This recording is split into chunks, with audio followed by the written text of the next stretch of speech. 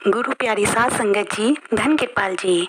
हम सब लोग सत्संग में जाते हैं, पर सत्संग में जाने से हमें क्या क्या मिलता है, इसके ऊपर आज हम एक थोड़ी सी नज़र डालते हैं।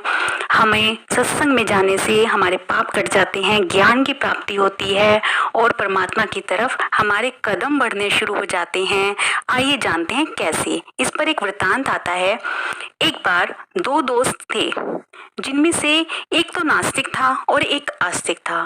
जो नास्तिक दोस्त था वो दुनिया को मानता था, क्लब वगैरह में जाया करता था, पार्टी किया करता था और उसके अंदर थोड़े सद्गुण भी थे। और जो आस्तिक दोस्त था वो सत्संग में जाया करता था। संडे के दिन जब भी दोनों की दोनों टाइम मिलता था, आपस में जरूर मिलते थे, जरूर बात किया करते थे शाम में। तो जैसे जैसे वो बड़े होते जा रहे थे, उनकी अपनी अपनी जिम्मेदारियां बढ़ती जा रही थी।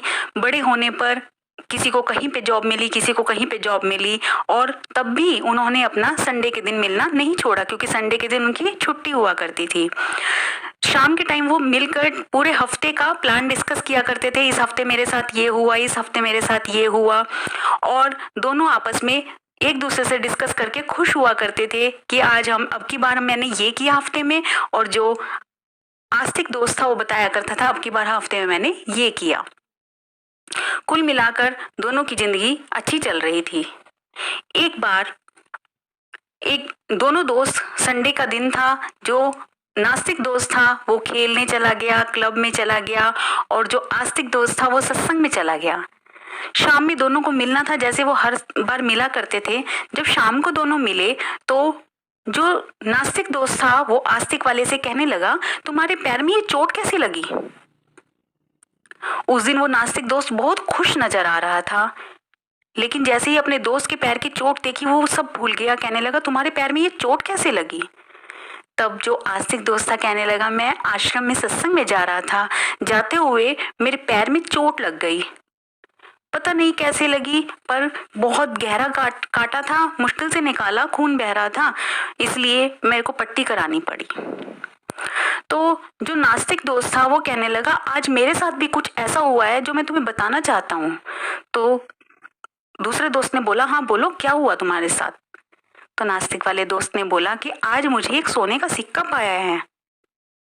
फिर दोनों जैसे आपस में सारी बातें कर रहे थे, तो नास्तिक दोस्त ने बोला कि तुम सत्संग में भी जाते हो, इतना पूजा भक्ति भी करते हो, आस्तिक हो, भगवान को मानते हो, फिर भी भगवान ने तुम्हें क्या दिया? चोट लग गई, इतना गहरा कांटा चुभ गया, वो भी सत्संग में जाते समय। देखो मेरी किस्मत कितनी अच्छी है, मैं हमेशा मस्ती करता हूँ, मजे करता हूँ, और कभी सत्संग में भी नहीं जाता, किसी भगवान को भी नहीं मानता, फिर भी मुझे एक सोने का सिक्का पाया है। अब जो आस्तिक दोस्त था उसके मन में भी कहीं ना कहीं इस चीज का दर्द हुआ कि ये कैसे हुआ। तब दोनों ने डिसाइड किया कि इस बार हम जाकर ये बात गुरुजी से ही पूछते हैं कि हुआ क्या। आस्तिक दोस्त अपने साथ दूसरे अपने नास्तिक दोस्त को भी लेकर सत्संग में गया और गुरुजी से मिलकर पूछने लगे, गुरुजी ये कैसे हुआ कि मैं हर संडे सत्संग में आता हूँ, भजन पूजा करता हूँ, परमात्मा को मानता हूँ, फिर भी मेरे पैर में कांटा चुभ गया, और मेरा दोस्त हर समय पार्टी करता है, मौज मस्ती करता है, भगवान को भी नहीं मानता, जो मन में आई करता है, और उसको एक सोने का सिक्का भी पाया। गुरुजी ने बहुत प्यार से समझाया, बेटा जो तुम्हारे दोस्त को एक सोने का सिक्का पाया है ना, इसने इतने अच्छे कर्म किए थे पिछले जन्म में, इतना ये दानी था कि आज इसको सोने का सिक्का नहीं, सोने के सिक्कों से भरा हुआ घड़ा पाना था। क्योंकि इसने अपना सारा जीवन इधर उधर की बातों में और क्लब वगैरह में वेस्ट कर दिया, इसलिए इसको वो घड़ा जो सिक्कों का पाना था उसमें से एक ही सिक्का मिला। इसकी किस्मत में वो एक ही सिक्का बचा था। तो दोस्त ने बोला, अच्छा गुरुजी चलो मेरे साथ तो ये हुआ, पर ये तो आपको मानता है, ये तो बहुत सत्संग में आता है, बहुत पूजा भक्ति करता है, फिर इसके कांटा कैसे चुभ गया? तो गुरुजी कहने लगे, बेटा आज इसको फांसी लगनी थी, सूली पर चढ़ना था, क्योंकि ये सत्संग में आता है, ये भजन पूजा करता है, परमात्मा को मानता है। इसके धीरे धीरे कर्म कटते चले गए और वो सूली से सूल बन गए, एक कांटा चुभ के रह गया और उस कांटे के जरिए इसकी फांसी खत्म कर दी गई, क्योंकि इसने इतने अच्छे कर्म किए, परमात्मा को माना, सत्संग में आता था, इसलिए इसके सारे कर्म काट दिए गए।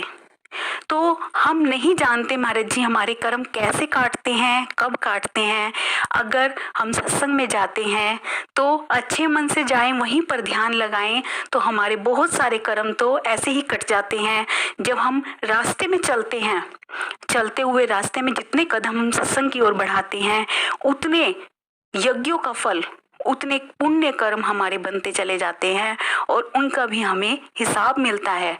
जब हम बुरे कर्म करते हैं, चाहे अनजाने में क्यों ना किए हों, जब हमें उनका भुगतान करना पड़ता है, तो सत्संग में जाते समय जो हम अच्छे कर्म करते हैं वो भी हमें जरूर मिलते हैं। महाराज जी हम पर और रहमत करते हैं, और रहमत करते हैं, और हमारी मंजिल आसान हो जाती है परमात्मा को पाने की। इसलिए सत्संग में जरूर जाना चाहिए।